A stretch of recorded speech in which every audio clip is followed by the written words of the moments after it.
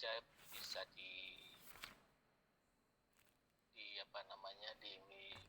dimampatkan gitu materinya sehingga nanti bisa tersampaikan semuanya. Oke, yang terakhir teman-teman semua, kita membahas mengenai dasar penunjukan kawasan konservasi ya. Dasar penunjukan kawasan konservasi, kita punya 6 pertimbangan. Yang pertama bicara mengenai pertimbangan habitat. Jadi kawasan konservasi adalah habitat dari tumbuhan dan satwa liar yang memiliki karakteristik unik gitu ya. Apa itu unik? Ya karena kalau kita pengennya melindungi semuanya, pengennya semuanya terjaga dari kawasan konservasi, tapi itu membuat menjadi susah untuk fokus, sehingga kita saya sambil admit dulu, oke. Sehingga kita pada akhirnya pengelola itu harus memutuskan habitat tumbuhan satwa liar apa itu yang akan menjadi dasar penunjukan kawasan konservasi. Kemudian kita kenal ada konsep vokal spesies. Apa itu vokal spesies? Teman-teman juga sudah, saya nggak akan ngulang semuanya karena sudah saya sampaikan minggu yang lalu. Di situ ada banyak macam, ada flagship spesies, ada umbrella spesies, gitu ya. Sehingga nanti kita bisa memilih, oh habitat dari si umbrella spesies inilah yang akan menjadi dasar penunjukan kawasan konservasi. Kemudian ada faktor keendemisian dan keanekaan jenis. Ya, ini kaitannya dengan bahwa ada satu tumbuhan satwa liar yang dia spesifik di satu lokasi. Tahu ya bedanya endemik dan natif? Pernah dengar kan ya, spesies asli, natif spesies, dan spesies endemik. Endemik spesies apa bedanya? Saya mau tanya nih, siapa tahu malah nggak ngerti lagi. Afriza, dengar suara saya, Afriza? Dengar Pak. Menurutmu endemik spesies dengan native spesies itu sama atau beda?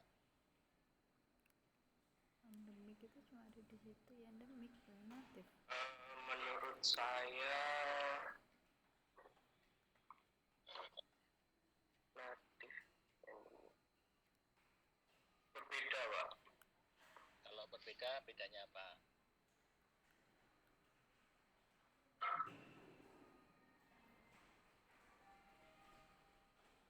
Kalau spesies natif itu spesies asli yang ada di tempat tersebut Pak. Apa ya? Ya? Perbedaannya masih kurang paham. Kalau endemik itu cuma ada di tempat tersebut Pak. Oke, endemiknya sudah bisa menjelaskan, hanya di tempat tersebut. Kalau asli itu gimana?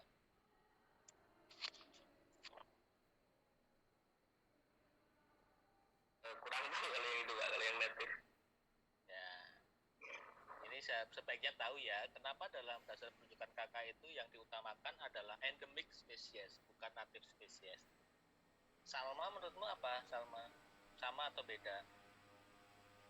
Beda Pak. Jadi kalau asli itu satuannya asli dari tempat itu dan asli dari sana tanpa campur tangan manusia. Terus kalau endemik itu dia juga asli tapi cuma ada di tempat itu. Jadi kalau misalkan asli belum tentu endemik, tapi kalau endemik udah pasti asli. Oke, ya terima kasih. Ada yang mau membantu melengkapi jawabannya Salma? Jawabannya Salma udah cukup clear sih. Khairuddin gimana, Din, menurutmu, Din? Tadi sama seperti Salma Pak, tetapi saya ingin menambahi kalau yang endemik itu ada keunikan di satu wilayah itu sehingga disebut endemik, seperti itu Pak. Apa itu maksudnya keunikan di wilayah itu sehingga disebut endemik? Keunikan di satu wilayah itu jadi kayak yang menjadi cirinya wilayah itu sendiri Pak, cuma ada di wilayah itu, makanya unik kayak gitu. Oke, mungkin kita bisa pakai analog gini ya. Siapa ya, saya buat contoh ya. Ya Salma aja deh. Salma, kamu asli mana? Kan gitu ya, sering ditanya gitu ya. Asli mana? Asli Bogor, Pak. Oke, Bogor. Satu saat misalnya Salma gitu ya, nanti dia akan berkeluarga gitu ya, bekerja berkeluarga di Jogja gitu. Dia apa namanya? Dia akan tetap disebut sebagai orang asli Bogor, atau kadang-kadang dia juga akan menyebutkan bahwa saya juga orang Jogja ini. Sehingga ketika bicara mengenai asli gitu ya, dia itu yang sudah cukup lama sehingga bisa beradaptasi dengan lingkungan barunya, dan itu berlangsung terus-menerus beberapa keturunan gitu ya. Dan dia bisa disebut sebagai jenis asli di daerah tersebut. Tapi dia bisa hidup walaupun dia orang Bogor, tapi ternyata dia juga bisa hidup nyaman berhabitat di Jogja juga. Beda dengan yang kalau dia endemik, Salma endemik Bogor, nah dia di Jogja nggak akan kuat, nggak akan betah, karena makanannya nggak cocok, karena lingkungannya kurang nggak oke gitu ya. Di Jogja terlalu gerah, gudeg terlalu manis, seperti itu. Jadi dia nggak akan bisa bertahan hidup di tempat lain. Nah, bicara juga mengenai endemik, itu ya bicara mengenai spesifik yang hanya ada di tempat tersebut, tidak bisa dijumpai di tempat yang lain. Jati disebut asli Jawa, tapi dia bukan endemik Jawa, tanaman jati. Jati juga dijumpai dari India, aslinya dari India dia. Tapi dia bisa berhabitat di tempat-tempat yang lain, sehingga dia bukan endemik Jawa. Kecuali mungkin ada spesies spesifik gitu ya, jati Jawa gitu. Nah, jadi kita bicara kawasan konservasi itu adalah bicara yang kaitannya dengan keendemisan. Jadi kalau dia endemik satu tersebut, maka dia menjadi prioritas untuk ditunjuk sebagai kawasan konservasi. Apa contohnya? Ya bicara komodo, ya hanya ada gitu ya di Pulau Komodo. Dia endemik di Pulau Komodo. Harimau Sumatera, dia endemik di Pulau Sumatera, tidak dijumpai di tempat lain. Nah, hal itulah yang kemudian jadi dasar penunjukan kawasan konservasi. Kemudian pertimbangan biogeografi ini karena penjelasannya adalah karena di Indonesia itu memiliki keterwakilan tipe tumbuhan satwa liar gitu ya, ada yang terpengaruh pada aspek Asiatik, cenderung ke arah Asia, atau Australiatik gitu ya, cenderung seperti satwa tumbuhan di Australia. Juga ada yang di peralihan. Nah, sehingga dalam penunjukan kawasan konservasi itu pun mempertimbangkan ya ada perwakilan dari masing-masing karakter. Kayaknya ada ya.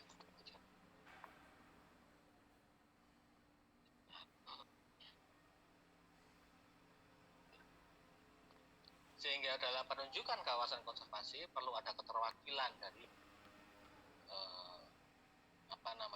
ada wilayah-wilayah atau region-region tersebut. Ada perwakilan, kita kan ada garis Weber ya, ada garis Lydekker.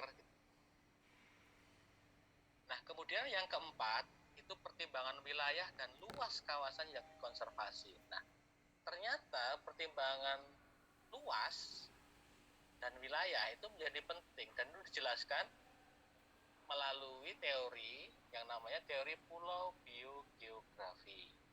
Nah, ini yang terakhir kita bahas ya, dan akan kita bahas lagi di siang hari ini.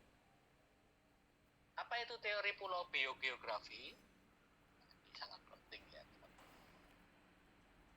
Jadi dalam teori pulau biogeografi yang dikenakan oleh MacArthur dan Wilson ini adalah satu simbahnya konservasi biologi ya, itu menyebutkan bahwa kelimpahan spesies ya, dalam satu wilayah itu ditentukan oleh keseimbangan antara laju perpindahan, dan juga laju kepunahan dari spesies tersebut. Ini berkembang menjadi teori. Jadi akan menjadi faktor penjelas untuk untuk menentukan mengenai kelimpahan spesies dari satu wilayah. Ini sangat sangat populer ya teori ini dari Pulau Biogeografi bagi orang konservasi. Dalam hal ini dia menjelaskan misalnya dalam satu wilayah hutan yang ada di Merapi, untuk mendeteksi kelimpahan jenis tumbuhan satwa liar yang ada di Gunung Merapi, itu bisa ditentukan bagaimana ukuran luas dari Merapi dan jarak antara Merapi dengan ekosistem hutan lainnya, yang akan menentukan dua hal. Apakah terjadi perpindahan yang ada di dalam ekosistem Merapi atau terjadi kepunahan spesiesnya. Nah, penjelasannya kayak gini.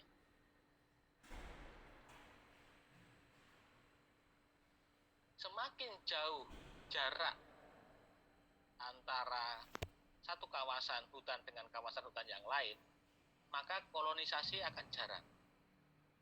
Sehingga perpindahannya, migrasinya akan rendah, akan nol. Gitu ya. Sementara jumlah spesies yang terdapat di pulau utama itu jauh lebih banyak daripada jumlah spesies yang jauh dari pulau utama. Spesies yang terdapat di pulau utama, yang dekat dengan pulau utama, akan lebih banyak daripada jumlah spesies yang jauh dari pulau utama. Jadi kita bisa mengibaratkan itu, satu habitat itu seperti satu pulau. Satu pulau di antara lautan matriks gitu. Istilah dalam landscape itu matriks. Saya gini, paling gampang gini. Ketika bicara Merapi, satu ekosistem Merapi, hutan Merapi, kanan kirinya apa itu? Permukiman, ya kan? Sudah nggak ada tempat lain, permukiman semua lah. Sehingga Merapi itu bagaikan satu pulau habitat yang dikelilingi oleh lautan non-habitat. Dalam hal ini permukiman. Ya, ada permukiman, ada sawah, ada macam-macam lah yang non-hutan. Nah, apabila di sekitar Merapi itu ada hutan-hutan yang lain, ketika jaraknya jauh gitu ya, antara ekosistem Merapi dengan ekosistem hutan yang lain, pulau hal yang lain gitu, antara pulau satu dengan pulau yang lain itu jaraknya jauh, maka spesies yang ada di kedua pulau tersebut akan sedikit. Berbeda kalau antara pulau tersebut dekat. Hubungannya apa? Hubungannya karena keterkaitan dengan kelimpahan sumber daya yang tersedia. Kalau satu pulau sudah mulai berkembang populasi satwa liarnya ya, berbagai komunitas satwa liar, tentu dia akan mencari sumber yang lain. Kalau pulau habitatnya itu saling berdekatan, tentu perpindahan ini memudahkan untuk mendapatkan resources. Tapi kalau pulau habitatnya berjauhan, sehingga mereka itu terisolasi, gitu ya, antara pulau satu dengan pulau lain terisolasi, maka spesies atau kelimpahannya akan berkurang. Nah, sehingga untuk mengetahui apakah kelimpahan spesies itu tinggi atau rendah, itu bisa dilihat dari bagaimana tingkat keterisolasian pulau tersebut. Itu teorinya, teori ya. Jadi menjelaskan mengenai bagaimana kolonisasi itu terjadi, imigrasi. Kalau imigrasinya tinggi, maka kelimpahan spesiesnya tinggi. Tapi kalau laju imigrasinya rendah, kelimpahan spesiesnya ikut menurun. Oke, semoga mudah dipahami. Saya teruskan dulu, nanti akan lebih mudah lagi dalam penjelasannya melalui grafik. Faktor yang kedua adalah kepunahan spesies. Jadi bicara kepunahan adalah hilangnya ya atau hilangnya eksistensi dari satu spesies atau kelompok takson. Nah, dalam teori pulau biogeografi menyebutkan bahwa semakin besar ukuran pulau, itu maka kelimpahannya semakin meningkat dibandingkan pulau yang ukurannya lebih kecil. Sehingga dalam teori pulau biogeografi, ukuran pulau akan menentukan tingkat kemelimpahan spesiesnya. Semakin gede, semakin banyak atau melimpah spesiesnya.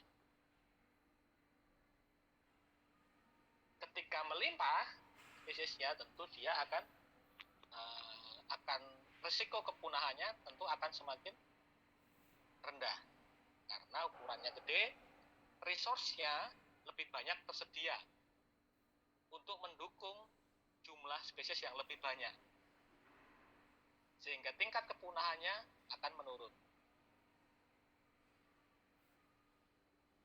Jadi dalam hal ini teori pulau biogeografi itu menyebutkan bahwa satu pulau itu akan terjaga kelestariannya kalau satu, ukurannya gede karena dia akan menurunkan tingkat kepunahan, gitu ya. Yang kedua, kalau jarak antara pulau satu dengan pulau yang lain itu berdekatan karena akan memungkinkan terjadi migrasi. Nah, sehingga dalam menentukan kawasan konservasi ya, konteks kita kan menentukan kawasan konservasi, itu harus memastikan ukuran kawasan konservasi itu harus memungkinkan untuk mendukung atau menurunkan tingkat kepunahan sehingga dia harus cukup luas. Dan juga dia tidak terisolasi. Dia harus memungkinkan didukung oleh pulau-pulau habitat lain sehingga terjadi kolonisasi. Nah, ini yang menarik bahwa kawasan konservasi kemudian kita lihat apakah kawasan konservasi yang ada yang ditunjuk oleh pemerintah itu memenuhi teori ini enggak? Di dekat kita di Jogja itu ada cagar alam. Mungkin surrealista pernah dengar cagar alam yang di Jogja? Apa aja cagar alam itu?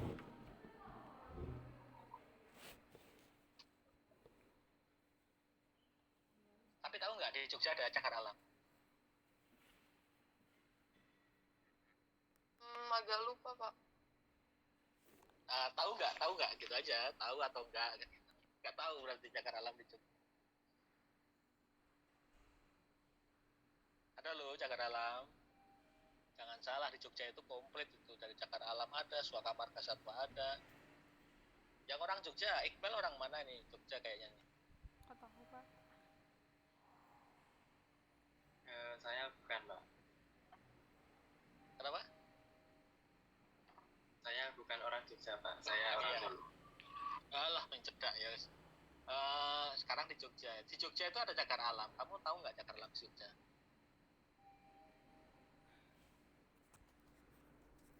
Intinya di tinggal sana di mana deket daerah Mejing sana tuh. Nah, yang mau saya kontekskan ke sini, cagar alam Batu Gamping itu luasnya hanya 150 meter persegi gitu. Cilik, sauntuan gitu waktu. Nah, ini kan kalau dalam konteks teori pulau biogeografi, apakah luasan seperti itu bisa mendukung kelestarian entah tumbuhan satwa liar apa yang dijaga di situ ya. Tapi intinya luasan itu tentu menjadi it does matter dalam menunjukkan kawasan konservasi. Ya, size does matter. Ukuran itu penting. Nah, ini kemudian ditunjukkan dalam beberapa ada namanya teori pendukung lainnya, namanya teori species area curve. Yang kemudian kita bisa lihat bahwa beberapa bukti-bukti itu ternyata memang ukuran pulau itu berpengaruh terhadap kelimpahan. Contohnya ini kelimpahan reptil dan amfibi di pulau-pulau yang ada di daerah mana nih? daerah ya Amerika Tengah berpengaruh. Grafiknya lurus. Size does matter. Kemudian kita lihat di banyak data lainnya bahwa antara ukuran pulau dengan kelimpahan spesies itu ternyata berbanding lurus. Mulai dari jenis-jenis untuk ikan, jenis-jenis untuk boreal mammals, jenis-jenis untuk burung, arthropods, moluska gitu ya. Ini semua grafiknya itu dari berbagai macam takson. Itu menunjukkan bahwa terjadi linearitas antara kelimpahan spesies dengan ukuran pulaunya. Sekali lagi, jadi kalau kita mau menunjuk kawasan konservasi, selain kita tunjuk lokasinya, tapi juga ukurannya itu harus yang memadai. Nah, teori pulau biogeografi itu bisa dijelaskan dalam grafik sederhana ini. Jadi di sini kita lihat bahwa kita pakai aplikasi dulu, pakai spotlight ya, semoga kelihatan. Pada sumbu X, semakin ke kanan itu semakin meningkat kelimpahan spesiesnya. Yang sumbu Y sebelah kiri itu adalah jarak dari pulau utama. Yang sebelah kanan itu adalah ukuran pulau Y-nya, yang akan menentukan mengenai tingkat kepunahan. Sementara yang kiri, jarak antar pulau itu menentukan pada laju perpindahan atau laju migrasi.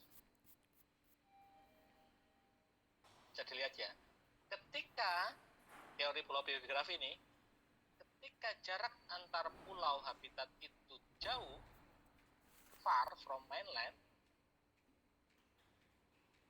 maka keseimbangan kelimpahan spesies dia akan geser ke kiri.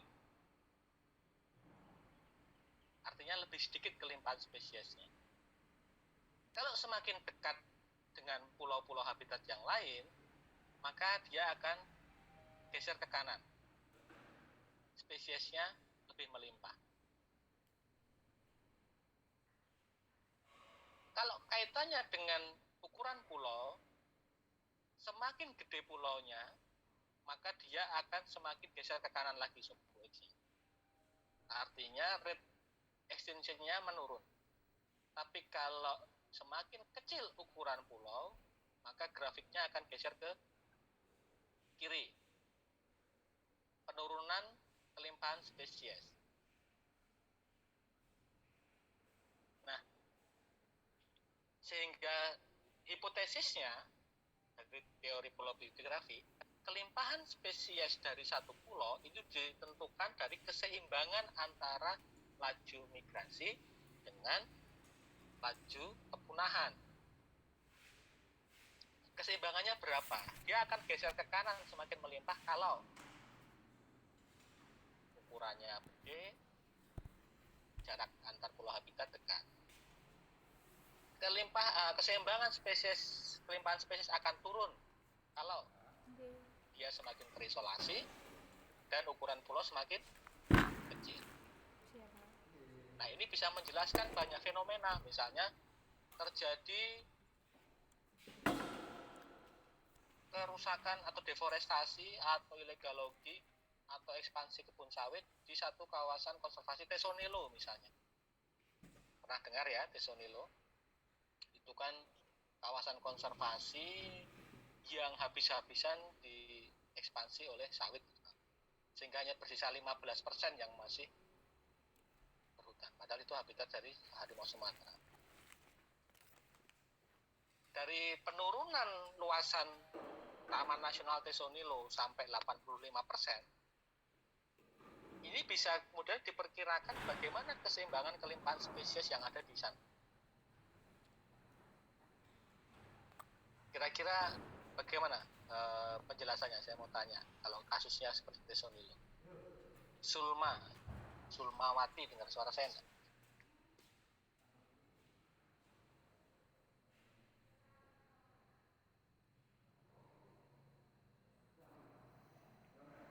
Halo, iya Pak.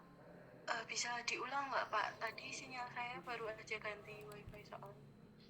Oke, jadi Tesonilo, Taman Nasional Tesonilo itu terjadi ekspansi kebun kelapa sawit sehingga luas hutannya berkurang atau menyusut sampai 85% sehingga bersisa hanya 15%. Kalau berdasarkan teori pulau biogeografi ini apa yang terjadi dengan kelimpahan spesies di Tesonilo? Kalau menurut saya, karena luasnya ini semakin mengecil, berarti keseimbangan spesiesnya ini juga semakin menurun. Selain itu kan juga ada aspek-aspek seperti tadi yang disebutkan adanya ekspansi sawit, itu kan juga menyebabkan sumber daya yang dipakai oleh satwa di sana kan juga menurun gitu Pak. Jadi menyebabkan keseimbangan spesiesnya itu juga turun. Oke, terima kasih. Jadi cukup jelas ya. Jadi kita bisa membuat satu hipotesis bahwa dengan terjadinya penyusutan kawasan hutan, kalau contohnya di Tesonilo gitu ya, akibat ekspansi kelapa sawit, itu menurunkan apa? Menurunkan luasan pulau habitat. Yang kedua, membuat habitat tersebut terisolasi karena dikelilingi oleh kebun sawit. Nah, ketika dua aspek itu terjadi, kita bisa menyimpulkan bahwa terjadi penurunan kelimpahan spesies. Nah, karena di sini berbanding lurus ya, berarti kalau misalnya dia 85% sudah hilang hutannya, ya berarti laju penurunan kelimpahan spesiesnya juga sangat tinggi gitu. Menggunakan dasar teori ini. Cukup simpel ya. Simpel untuk menjelaskan ya mengenai kondisi. Ini bisa berlaku dimanapun, di banyak tempat. Oke, ada pertanyaan mungkin terkait dengan grafik ini, pulau biogeografi? Mungkin saya ingin bertanya Pak. Silakan. Yang saya agak bingung itu masalah jarak itu sih Pak. Kan kalau jaraknya jauh, kolonisasi semakin jarang. Yang saya agak bingung tadi itu jarak yang jauh itu antar apa itu sih Pak? Pulau Makasih, ke Pak. pulau utama ke pulau lainnya. Ya, terima kasih Iqbal. Jadi yang dimaksud ini adalah jarak antar pulau habitat. Ketika dalam kondisi, kita contohnya Tesonilo aja ya, adanya ekspansi kebun kelapa sawit, gitu ya, itu tentu akan membuat satu pulau habitat, sebelumnya pulau habitat ya, itu tentunya akan kemudian terjadi fragmentasi. Dari yang sebelumnya utuh, bisa terpecah jadi 2, atau terpecah jadi 3. Dari 3, ketika terisolasi, fragmentasinya semakin menguat, gitu ya, tentunya antar pulau ini jadi semakin jauh, sehingga dia semakin terisolasi. Nah, ketika jarak antar pulau ini semakin jauh, dalam teori pulau biogeografi, itu akan berdampak pada penurunan kelimpahan spesies. Karena adanya fragmentasi, terisolasi, sehingga jarak antar pulau semakin jauh. Sehingga migrasi antar spesies yang terjadi itu akan semakin menurun.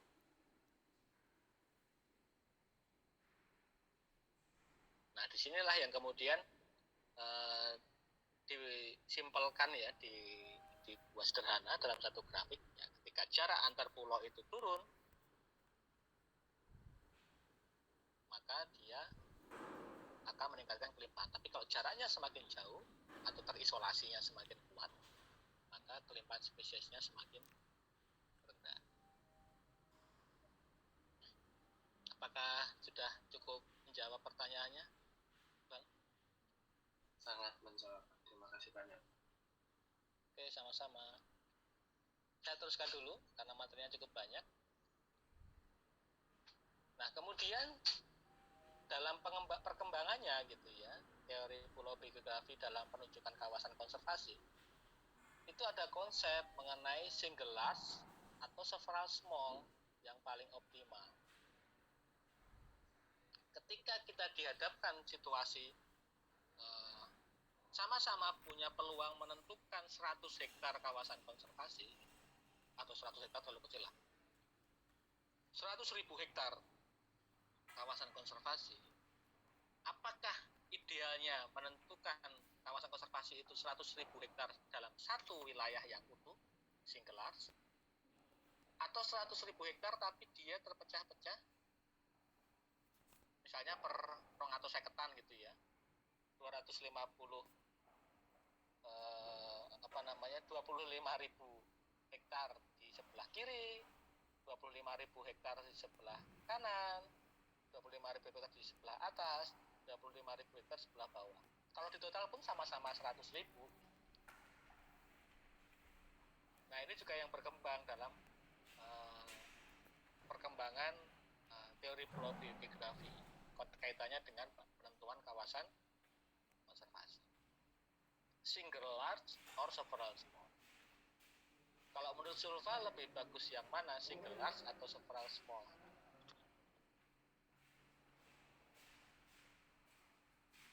Kalau menurut saya mungkin several small sih Pak, Alasannya? karena mungkin di situ nanti bisa difokuskan pengelolaan sesuai karakteristiknya gitu kalau ada yang berbeda. Oke, terima kasih atas jawabannya.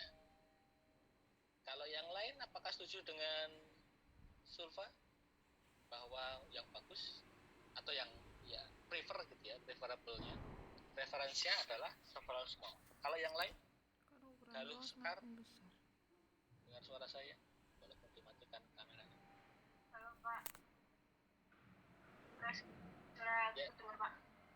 Ya, Kalau dari saya mungkin single large ya Pak, soalnya yang pertama tuh pengawasannya tuh mudah, karena kan satu kawasan gitu. Kalau yang level small kan berbagi-bagi gitu Pak. Kalau menurut saya gitu. oke. Kalau menyorot pada konteks pengelolaannya gitu ya. Kalau single large itu lebih mudah dikelola karena satu utuh, sehingga memudahkan pengawasan gitu lah. Oke, terima kasih. Yang berikutnya saya mau tanya ke Fajar Muhammad Siddiq. Hadir Pak. Hadir, oke. Menurutmu gimana, Jar?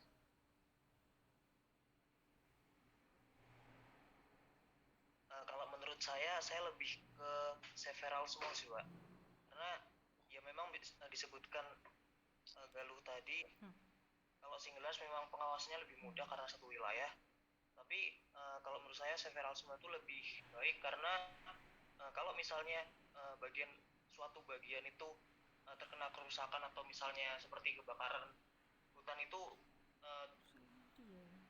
potensi untuk merembet daerah yang lainnya itu lebih kecil Pak daripada yang single large tersebut Pak. Mungkin seperti itu. Oke, terima kasih Fajar. Ini menarik. Ada manajemen risiko dimasukkan. Jadi kalau satu rusak, bakaran contohnya tidak merembet kemana-mana karena dia terisolir di satu sendiri gitu ya. Oke. Saya mau tanya lagi ke Antonius Dharma, dengan suara saya enggak?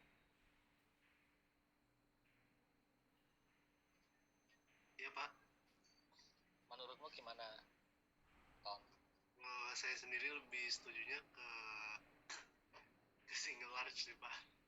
Yes, gimana alasannya? Karena sama seperti Galuh tadi, untuk pengelolaannya lebih bisa difokuskan sama dapat diamati secara keseluruhan gitu Pak. Oke, ke konteks pengolahan. Jadi gini teman-teman, ini tidak ada benar salah gitu ya, karena single large or several small itu pada akhirnya ditentukan oleh kondisi di masing-masing wilayah. Yang single large itu memenuhi teori pulau biogeografi. Karena sekali lagi, dalam teori pulau biogeografi itu keutuhan itu jauh lebih penting gitu ya, daripada jumlah. Kenapa? Karena dia akan meminimalisir efek tepi.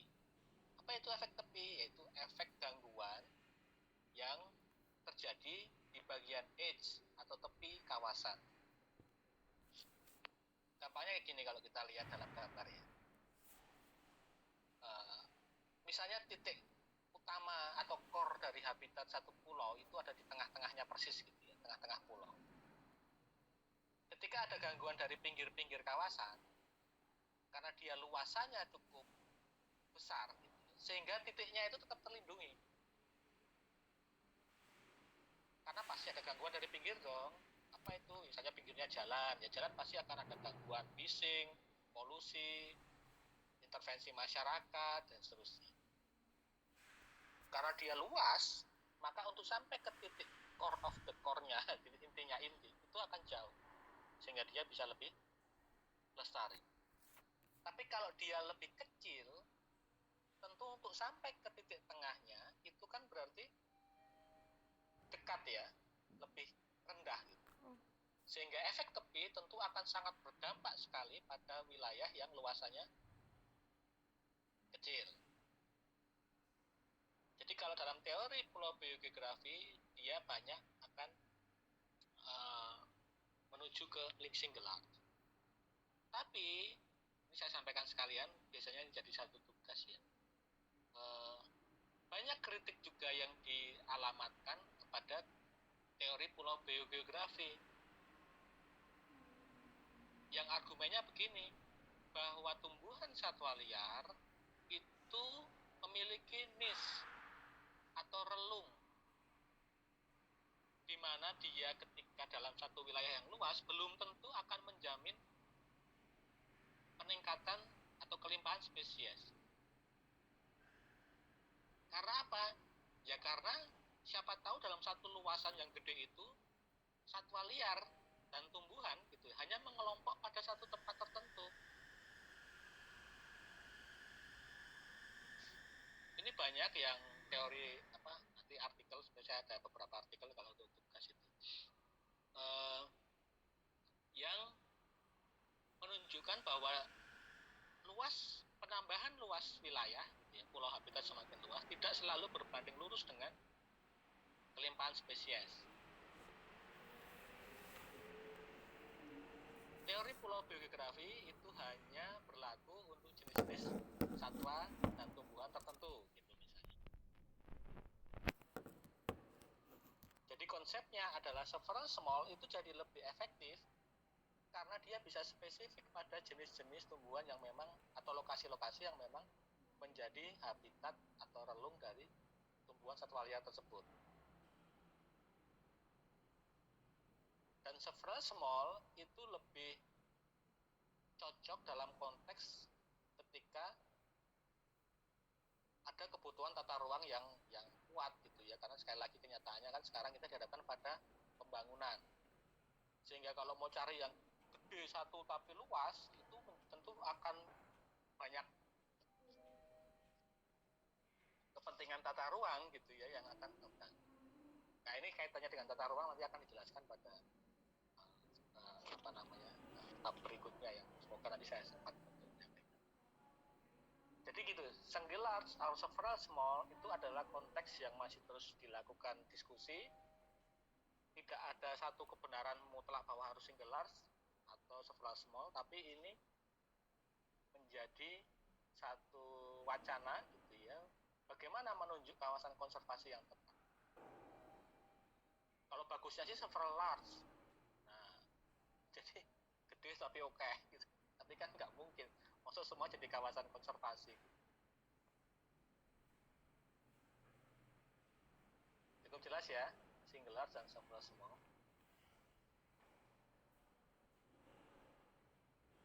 Ya, ini ada teorinya Burke yang mendukung bahwa sebaiknya single large. Tapi sekali lagi ya konteksnya tadi itu ini masih perdebatan. Ada beberapa yang setuju single large, ada beberapa yang setuju several small. Karena penelitiannya Burke itu menjelaskan bahwa several small, baik itu land maupun water, itu kehilangan spesiesnya jauh lebih cepat daripada single land dengan equivalent size. Jadi kalau sama-sama 100.000 hektar, tapi kalau satunya bentuknya terpecah-pecah, sama satunya yang utuh, itu laju kepunahan spesiesnya lebih cepat yang terpecah-pecah. Itu temuannya Burke.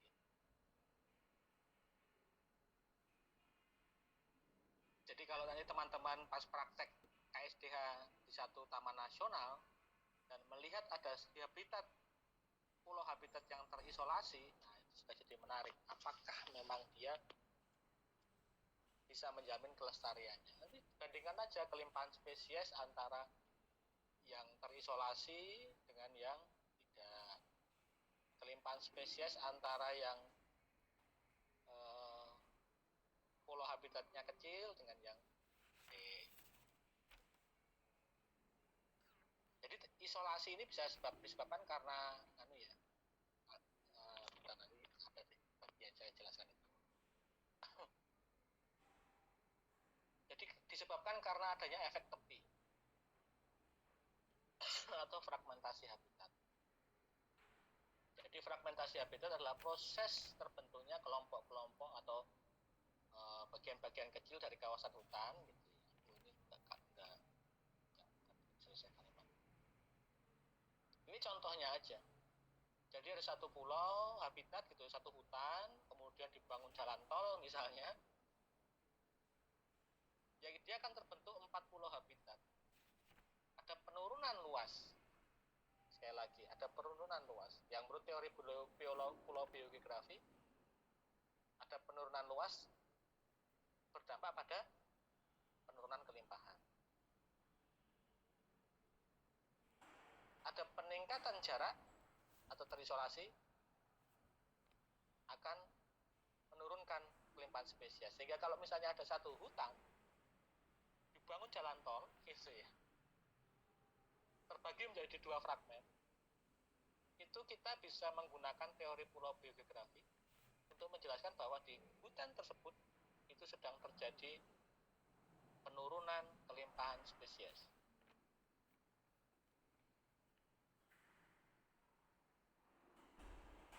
Nah, terus gimana nih solusinya? Nah, ini solusinya itu intervensi manajemen ya. Jadi kemudian dikenal sebagai istilah koridor habitat. Nah, koridor habitat itu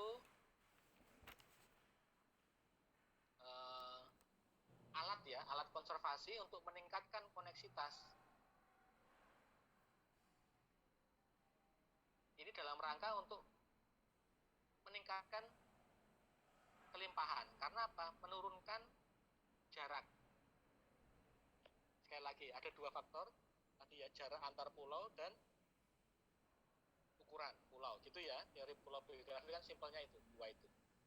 Nah, koridor itu salah satu upaya konservasi untuk menurunkan jarak. Sehingga dia harapannya apa? Bisa meningkatkan jumlah spesies yang ditumbuh. Ingat ya, kemarin kasus belum lama ada gajah yang rame di Kiamsia itu di Riau. Itu ada jalan tol yang memisahkan 2 kawasan konservasi. Kiamsia sama satu lagi apa sih? Saya lupa aja. Ya itu sebelumnya satu kawasan hutan ya, satu hutan gitu. Tapi kemudian ada pembangunan jalan dan si gajah bingung mau nyebrang jalan tol ya nggak bisa.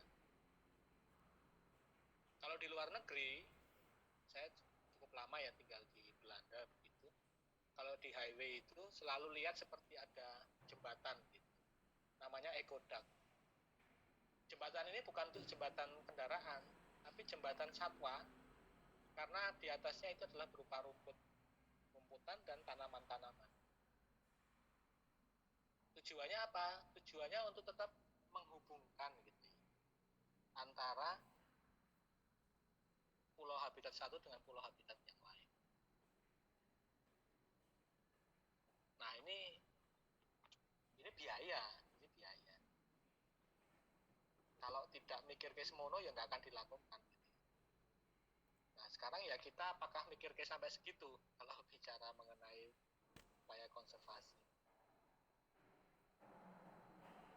Nah, ini kaitannya dengan salah kelas kemarin, mestinya saya sempat menjelaskan kayaknya ya tentang di kuliah kuliah KSDH itu ya ada bagian bicara mengenai bagaimana konteks ekologi dan ekonomi itu selalu sulit dicari titik temunya gitu. Karena lingkungan itu selalu dianggap sebagai faktor biaya. Nah, hal seperti ini juga ketika bangun jalan tol, kepikiran enggak untuk dibangun satu koridor kalau dia memang memotong kawasan kota?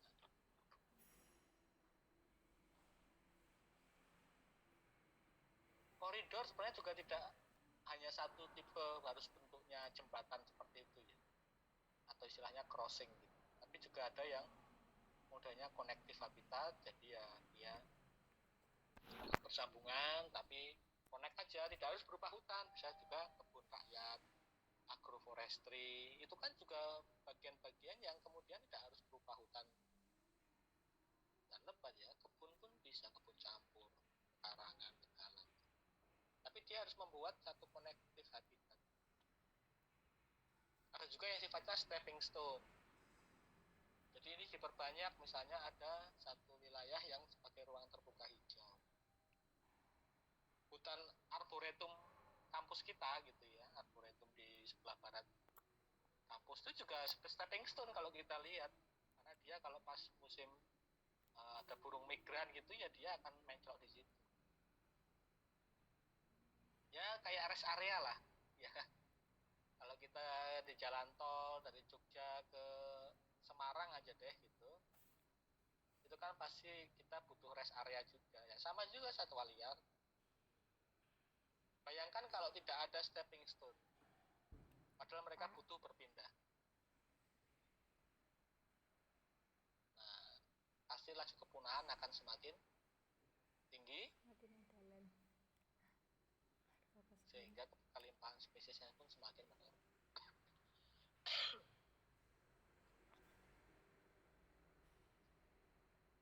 Nah, kalau dirangkum dalam satu gambar, teori pulau biogeografi itu kemudian bisa dilihat di sini, antara yang disarankan dengan yang tidak disarankan. Kaitannya dengan penunjukan kawasan konservasi. Ya. Misalnya, kalau luasan, ya gede lebih baik daripada yang kecil. Yang utuh lebih baik daripada yang terfragmen. Lebih banyak lebih baik daripada yang sedikit. Terkonek atau terhubungkan melalui koridor lebih baik daripada yang terisolasi. Dan seterusnya. Jadi cukup mudah di logika, ya, cukup mudah di logika bagaimana proses penunjukan kawasan konservasi.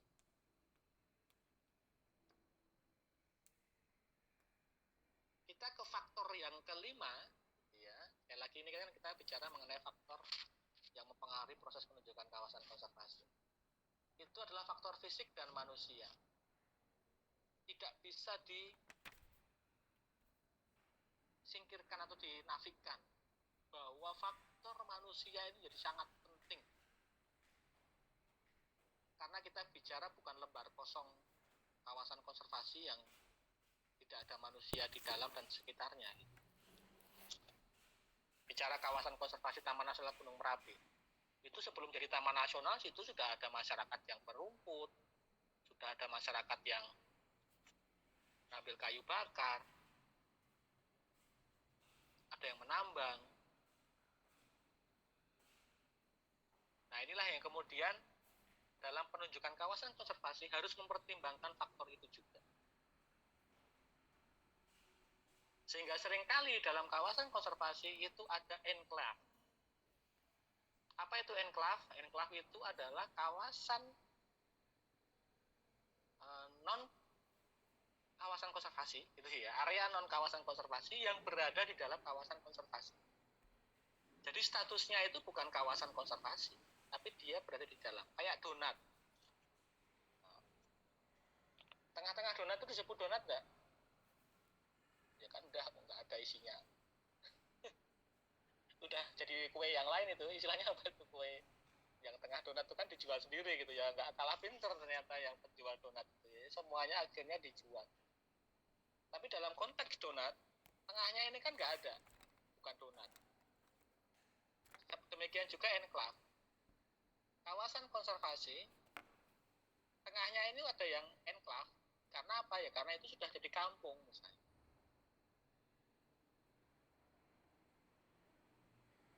Ini harus dikelola, kalau enggak semakin menggerogoti, karena namanya juga di dalam kawasan pasti masyarakat butuh sekolah, butuh rumah, butuh bercocok tanam, dan seterusnya yang bisa mengganggu kawasan konservasi. Ini harus dicarikan solusinya. Nah, faktor fisik ya sebisa mungkin kalau bicara kawasan konservasi ya batasnya adalah batas fisiografi. Maksudnya apa ya? Misalnya menggunakan batas alam ya sebagai batas kawasan ya. Sungai kah, lereng, tepung lereng, seterusnya itu bisa lebih mudah untuk diidentifikasi. Yang terakhir itu pertimbangan ekonomi. Ini di bukunya McKinnon itu menyebutkan bahwa dalam perkembangan atau pengembangan kawasan konservasi itu perlu mengacu aspek ekonomi. Penilaian ekonomi itu akan menjadi satu tools ya untuk mengestimasi berapa nilai dari satu kawasan konservasi. Apa maksudnya? Nah, ini kita bicara kalau nilai atau valuasi kawasan valuasi lingkungan itu akan menentukan seberapa besar urgensitas itu dijaga. Misalnya apa? Ya kita bicara kalau satu kawasan hutan ya, itu kan bukan hanya bicara nilai langsungnya saja. Ini pelajaran semester 1 ya. Apa itu nilai langsung dari kawasan hutan? Ya kita bicara mengenai kayunya, bicara mengenai daunnya, batangnya, getahnya. Sekali dipanen langsung keluar nilai uangnya. Tapi kita juga bicara mengenai nilai tidak langsungnya. Apa itu nilai tidak langsung? Ya kita bisa bicara nilai intrinsiknya, nilai warisannya, nilai ekologisnya.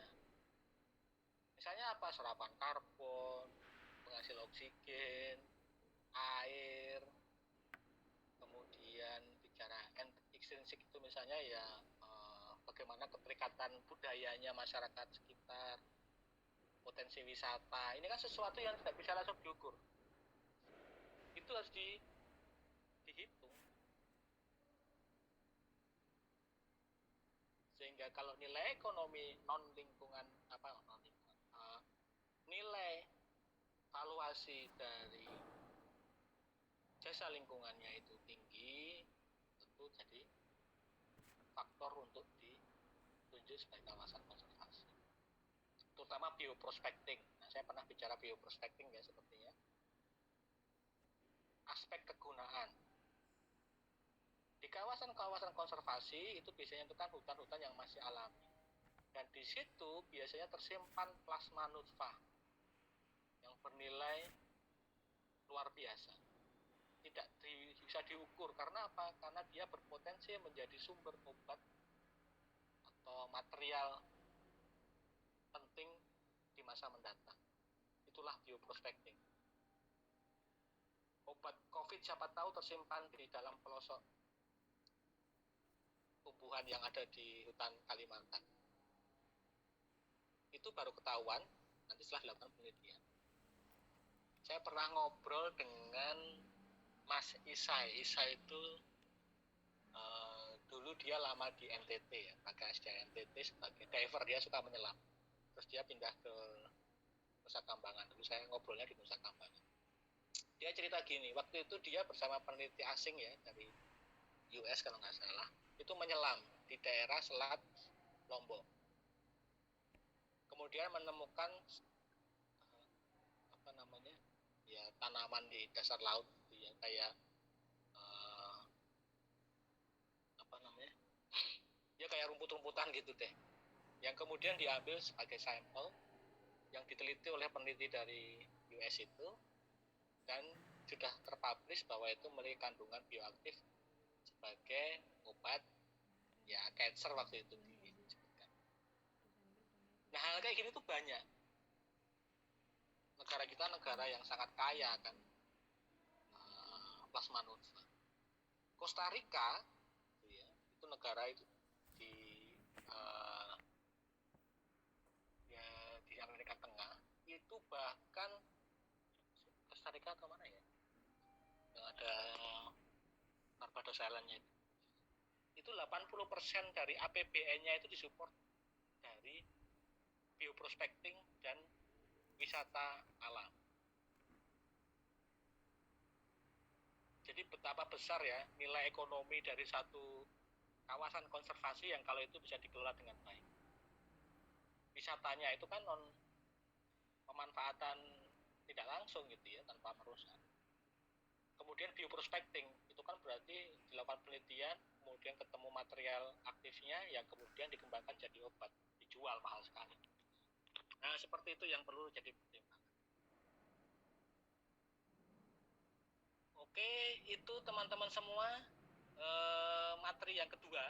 Tapi sekarang saya utang materi yang ketiga karena kemarin kehilangan 1 jam itu. Saya lanjutkan saja karena minggu depan sudah dengan Bu Fajar. Kalau ini semoga habis. Jadi yang materi yang terakhir dari saya itu kaitannya dengan penataan kawasan konservasi. Jadi logiknya adalah yang pertama kita bicara sejarah dan kategorisasi ya. Teman-teman mestinya kudu wis dong lah sejarah kawasan konservasi, mazhab-mazhab yang berperan dan kategorisasinya. Apa yang boleh dan tidak dilakukan di cagar alam dan seterusnya. Termasuk kawasan ekosistem esensial, apa itu World Heritage dan seterusnya. Kemudian menunjuk kawasannya. Bagaimana sih cara menunjuk supaya membedakan kawasan konservasi dengan yang tidak konservasi? Kalau sudah ditunjuk, berarti apa? Ditata jerone. Ibarat rumah itu bikin kamar-kamarnya. Nah, melalui penataan kawasan konservasi. Yang di sini kita kenal ada konsep blok dan zonasi.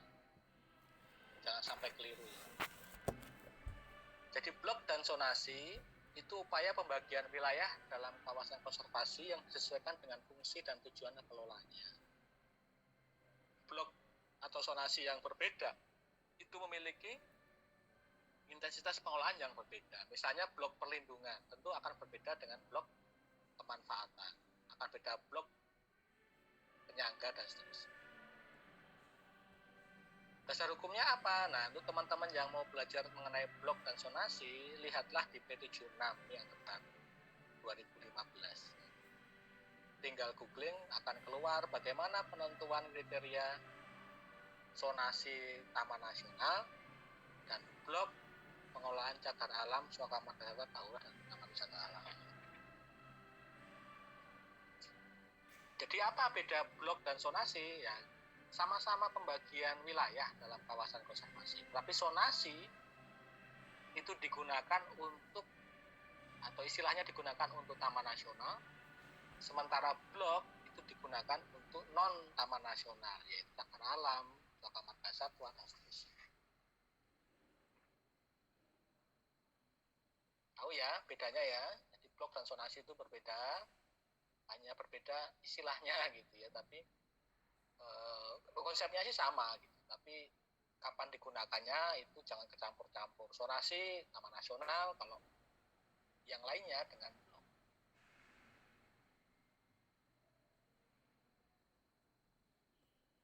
Nah, menurut PP 108 kalau blok itu ada dibagi jadi 3. Ada blok perlindungan. Ini dari namanya udah ketahuan ya. Blok yang memang ditujukan untuk melindungi sistem penyangga kehidupan. Jadi fungsinya seperti cagar alam gitu ya. Dilindungi gitu. Ada blok pemanfaatan, yaitu blok atau areal yang boleh dilakukan pemanfaatan HBK. Sekali lagi, hasil hutan bukan kayunya. Kalau bicara kawasan konservasi selalu bicara pemanfaatan, itu kaitannya dengan hasil hutan non kayu. Tidak boleh sama sekali pemanfaatan kayu kalau di kawasan konservasi. Apa itu yang non kayu? Ya terserah mau apa. Biasanya sih dibagi jadi 3. 1 air, 2 wisata, 3 itu bisa panas bumi. Tapi juga bisa dikembangkan, misalnya pengembangan madu, itu kan juga HPK. Dan blok lainnya. Nah, blok lainnya di sini itu tergantung pada kondisi masing-masing wilayah. Misalnya ada blok tradisional, yaitu lokasi atau areal yang sebelumnya sudah ada aktivitas masyarakat. Misalnya merumput, nah jadikanlah itu blok tradisional. Atau blok rehabilitasi atau zona rehabilitasi kalau di situ sudah rusak sehingga perlu dilakukan aktivitas rehabilitasi. Atau blok khusus. Nah, khusus ini lebih fleksibel, ini kaitannya apabila memang ada kepentingan khusus proyek strategis nasional misalnya, sehingga perlu ditetapkan dalam satu areal. Misalnya apa? Menara BTS. Karena menurut menara seluler itu kan kadang-kadang ya perlu, sehingga itu jadikan blok khusus. Atau jalan, itu juga jadi blok khusus. Atau kantor, itu kan bangunan-bangunan yang terpaksa harus membuka areal kan, sehingga perlu jadi blok khusus.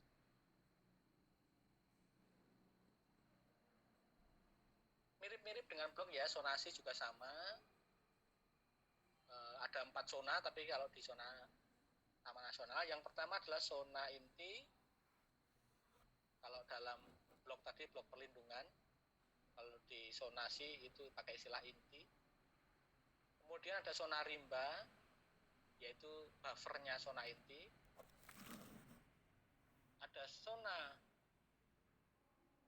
kalau di Taman Nasional, kalau perairan ya, itu ada zona perlindungan bahari. Kemudian zona pemanfaatan dan zona lain. Jadi ada zona inti, rimba, pemanfaatan, dan zona lain. Ada 4 kalau zonasi. Kalau blok tadi cukup 3. Tanpa ada yang membedakan itu yang bagian rimba.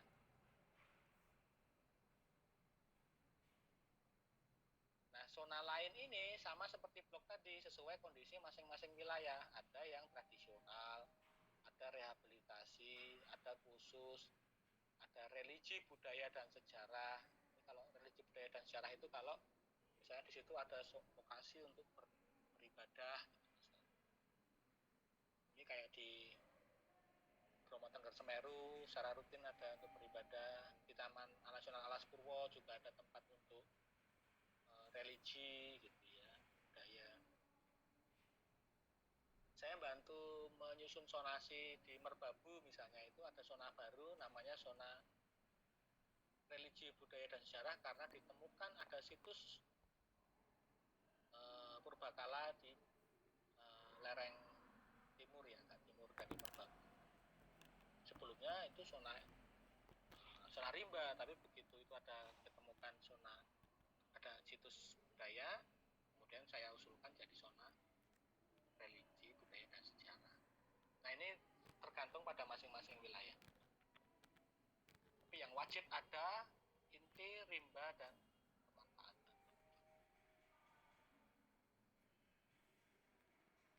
Nah, kemudian bagaimana sih Pak cara menentukan areal-areal zonasi itu? Kapan akan menjadi zona inti, kapan menjadi blok perlindungan, kapan jadi zona pemanfaatan, kapan jadi blok pemanfaatan. Nah, terutama yang harus ditetapkan terlebih dahulu dalam setiap kawasan konservasi, kamarnya itu adalah intinya atau perlindungannya, karena itu mandat utamanya, bukan karena pemanfaatannya ya, tapi sekali lagi ke aspek perlindungannya.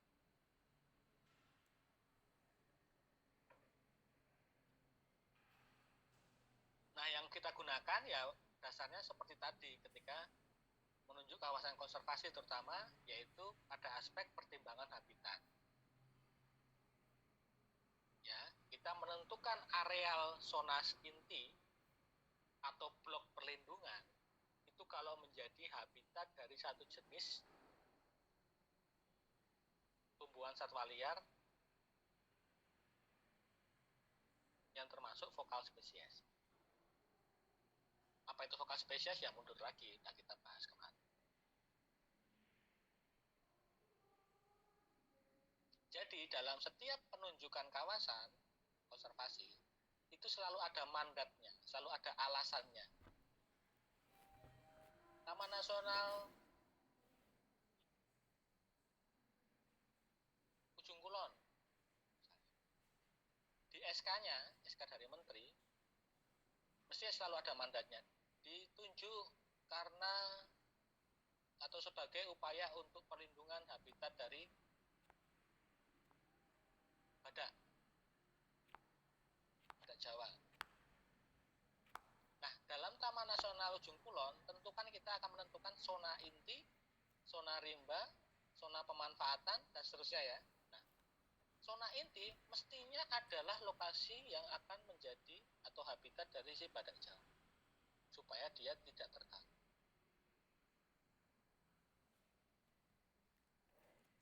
Kalau pemanfaatan ya kan di Ujung Kulon kan ada banyak spot-spot mancing, ada yang cocok untuk jadi tempat wisata, ya jadikan itu di luar.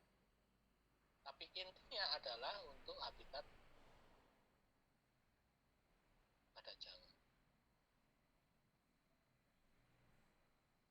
Bagaimana Pak menentukan zonasi di di Merbabu? Nah, ya saya kemudian tanya, mandat utama Merbabu apa nih, Taman Nasional Merbabu? Itu adalah untuk melindungi habitat dari rek-rekan, lutung Jawa, karena dia endemik. Hanya ada 2 lokasi di seluruh dunia yang ada lutung Jawa. Satu di Merbabu, satu lagi di Jawa Barat, saya lupa daerahnya. Ya berarti kita petakan dulu habitatnya lutung Jawa di mana.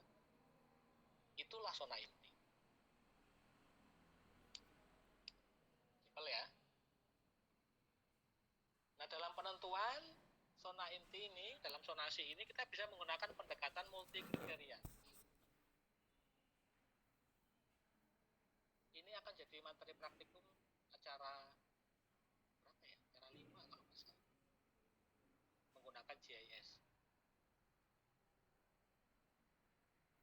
Jadi menggunakan panduan P76, kita menggunakan multi kriteria. Kenapa multi kriteria? Ya karena perlunya memasukkan berbagai kriteria dalam penentuan blok atau zonasi.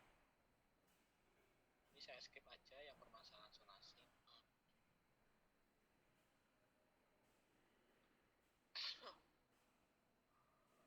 Dan multi kriteria ini dilakukan secara spasial, analisis spasial, gitu ya. Karena apa ya? Karena pada akhirnya output dari zonasi ini kan supaya bisa dipahami adalah berupa peta zonasi.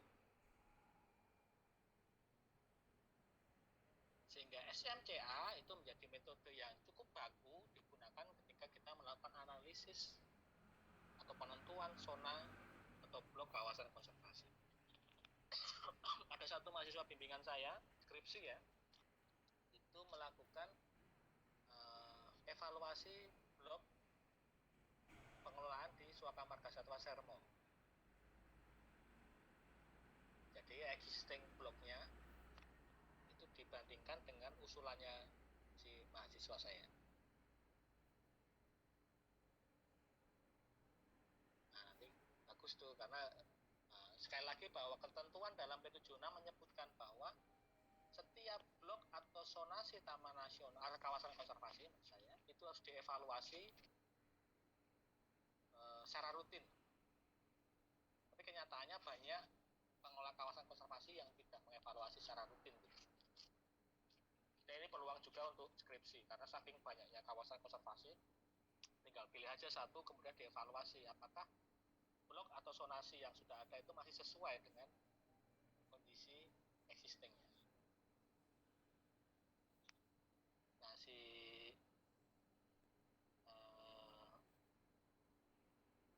Nadia ya, bimbingan saya itu membandingkan antara untuk menyusun zonasi blok pengolahan di SM Serma menggunakan kriteria misalnya dari sebaran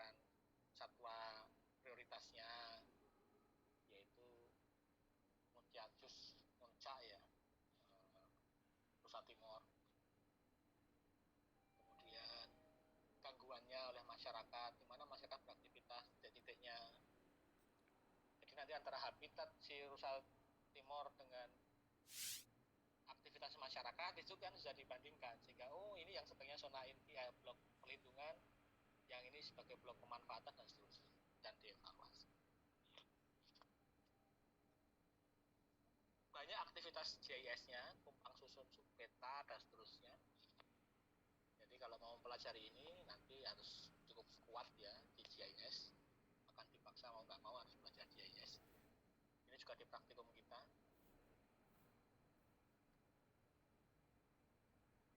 Dasarnya dari Jankowski SMCA itu, jadi ada komponen GIS-nya dan komponen multikriterianya. Apa itu kriterianya? Yaitu tadi kalau contoh di skripsinya si Nadia itu adalah ada aspek satwa liarnya, habitat satwa liar, kemudian ada aspek gangguan manusianya. Itu kan kriteria-kriteria yang digunakan dalam menyusun blok atau zonasi yang kemudian dianalisis. Jadi saya next saja.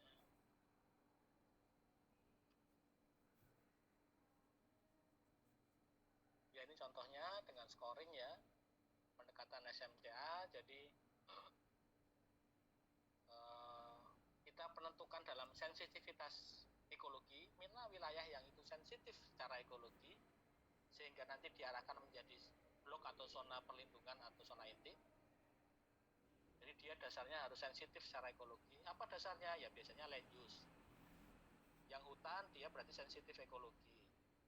Ketinggian tempat.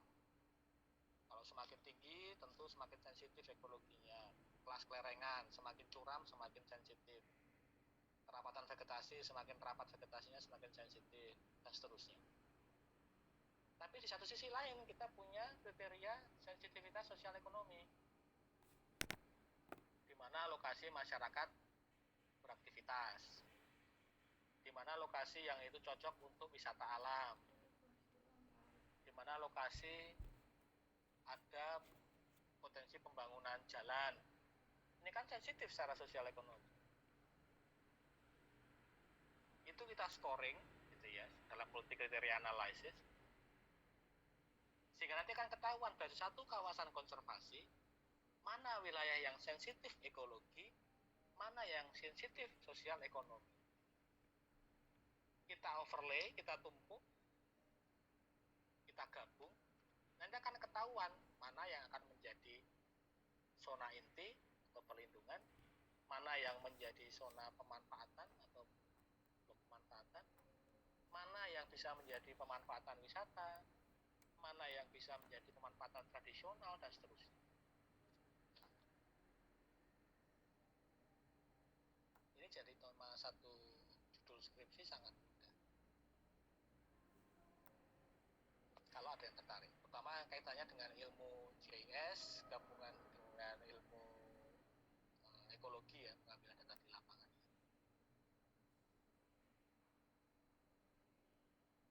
Nah ini contoh-contoh zonasi Taman Nasional di Leuser, merah itu. Jadi dalam ketentuan pewarnaan itu sudah ada ya fixnya ya. Jadi kalau nanti teman-teman skripsi ada peta zonasi atau blok, itu jangan kasih warna seenaknya sendiri. Wah saya suka nih zona itu tak jadikan warna kuning, saya senangnya kuning gitu. Nggak bisa, sudah ada ketentuannya. Inti itu merah dengan kode apa gitu. Kuning itu rimba dan seterusnya. Sudah ada kodifikasi. Ya. Ada yang mau bertanya?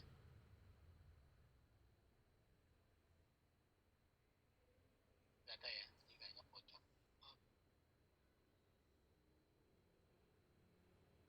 Ini di Gunung Gede Pangrango. Ya terpusat gitu ya. Dia mau iya sih, tapi kayak zona rehabilitasi. Hanifah Nur Fadilah.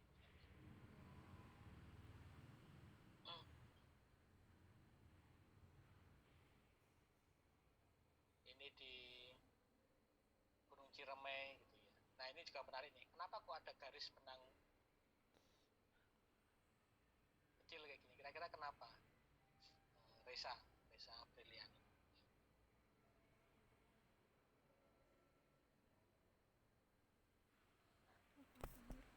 Oh iya Pak.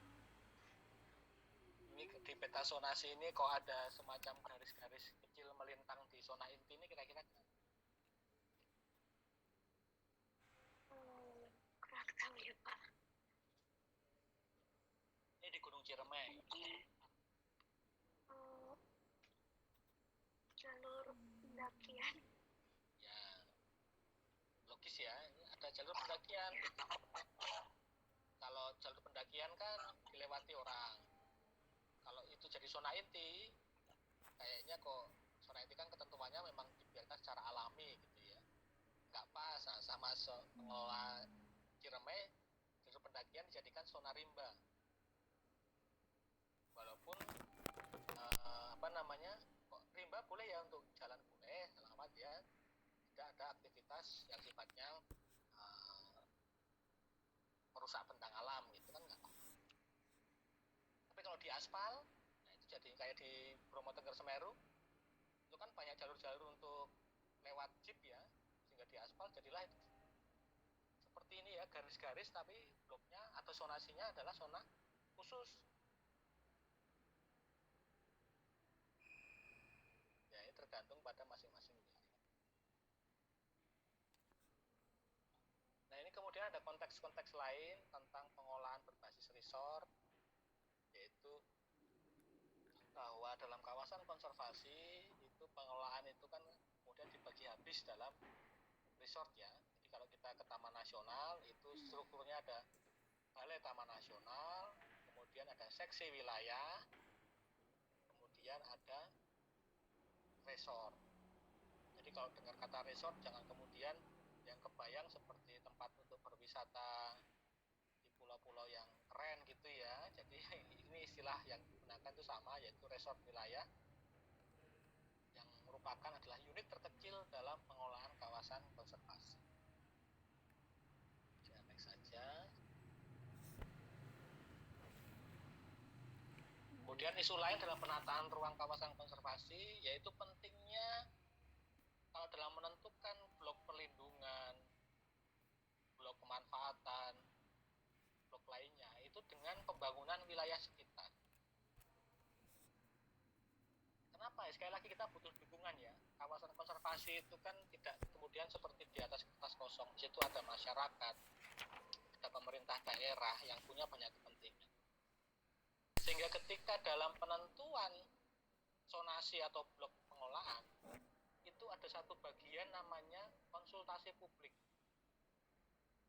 di mana nanti kita undang seluruh masyarakat pemangku kepentingan wilayah tersebut. Saya sering kali ya, karena saya cukup sering minta untuk jadi tenaga ahli menyusun blok maupun zonasi ya, Merbabu, Merapi. Terakhir itu saya yang garap itu di Bangka Barat ya, ada Tahura, Gunung Menumbing. Itu ketika konsultasi publik itu ya kita berdiskusi dengan pemerintah daerah, pemerintah desa, masyarakat, kelompok tani, kaitannya dengan ini. Misalnya dalam penentuan blok pemanfaatan, tentunya harus yang sinkron dengan, karena pemanfaatannya biasanya wisata ya dengan rencana ruang pemerintah daerah. Oh berarti nanti di sekitar situ akan jadi pengembangan wisata, berarti ada kerjasama pembangunan sarpras, jalan dan seterusnya. Yang itu di luar kawasan sehingga harus saling berkomunikasi. Atau penentuan zona tradisional karena ada masyarakat sekitar, tentu harus diskusi di mana zona tradisionalnya.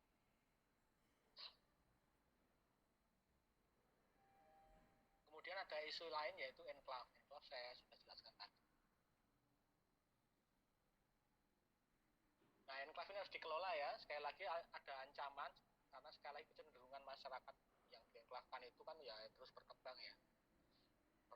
Karena terus ya berkeluarga, punya anak, punya turun, gitu kan pastinya akan butuh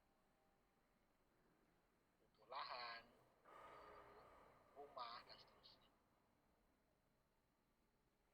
dikontrol, harus ada perjanjian yang ketat antara masyarakat dengan pengelola kawasan, misalnya dengan kontrol demografi dan teritori, nggak boleh nambah jiwa nih gitu, dan nggak boleh nambah luasan, walaupun prakteknya susah sekali. Ini saya kemarin ketemu dengan Kepala Balai Besar Taman Nasional Bromo Tengger Semeru ya, Mbak Novita. Dia cerita bahwa kawasannya sedang ini jadi enklave, tapi warga yang di enklave itu mengekspansi lah wilayahnya, ditanamin tanaman gitu, bercocok tanam. Nah ini sudah kadung luas karena waktu itu kan COVID, masyarakat juga susah ekonominya, pengelola juga membatasi aktivitas. Ternyata dalam periode yang agak idle ya, nggak banyak kegiatan, masyarakat ada mengambil kesempatan untuk bercocok tanam dengan mengekspansi dalam kawasan Bromo Tengger Semeru. Nah, hal ini selalu jadi tantangan pengolahan. Ini kaitannya dengan buffer zone, kawasan penyangga, yaitu adalah kawasan di luar kawasan konservasi yang berbatasan langsung ya. Dan itu punya fungsi yang penting, yaitu kalau menurut Van Laveren itu adalah area di sekitar kawasan konservasi yang berfungsi sebagai transisi antara kawasan yang dilindungi dengan yang tidak dilindungi. Ini perannya penting sekali.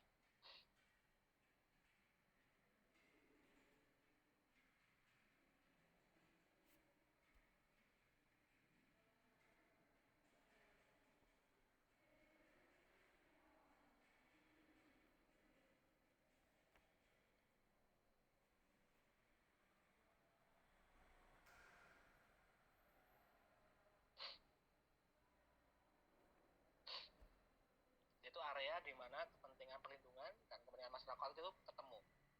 Sekali lagi, karena satwa liar, tumbuhan satwa liar itu kan tidak kemudian punya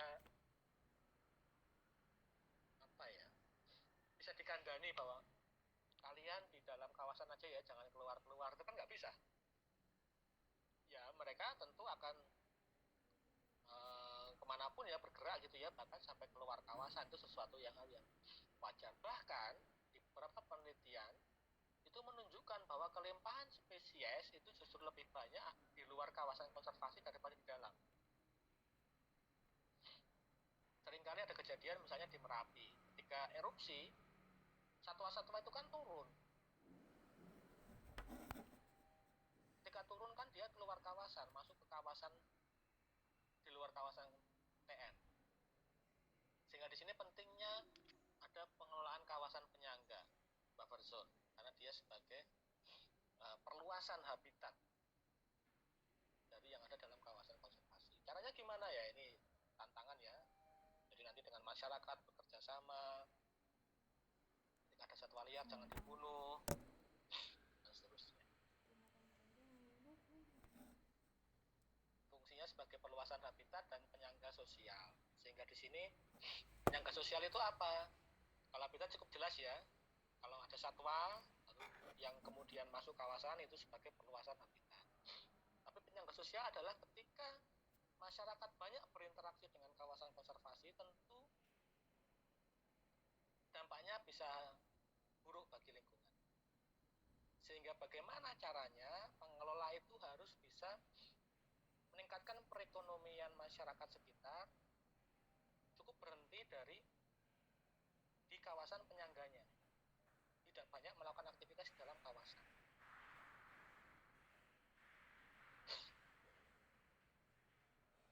Nah ini menjadi satu upaya ya, makanya banyak sekarang aktivitas pengelola kawasan itu bagaimana pemberdayaan masyarakat di kawasan penyangga, supaya mereka sejahtera gitu ya, tanpa harus bergantung pada kawasan konservasi. Kayaknya sudah selesai. Oh iya. Oke, itu materi seluruhnya dari saya. Minggu depan akan diisi oleh Bu Fajar, masuk pada pengolahan masyarakat sekitar ya, masyarakat penyangga fokusnya.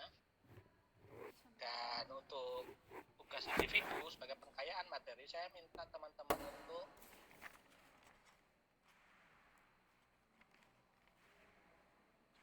saya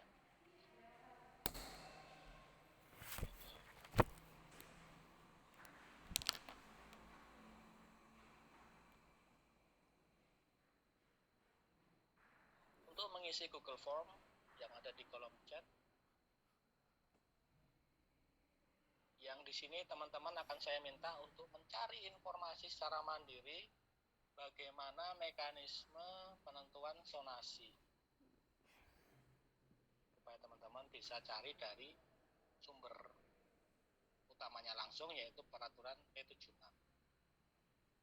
Silakan bisa diklik di kolom chat. Sekarang pukul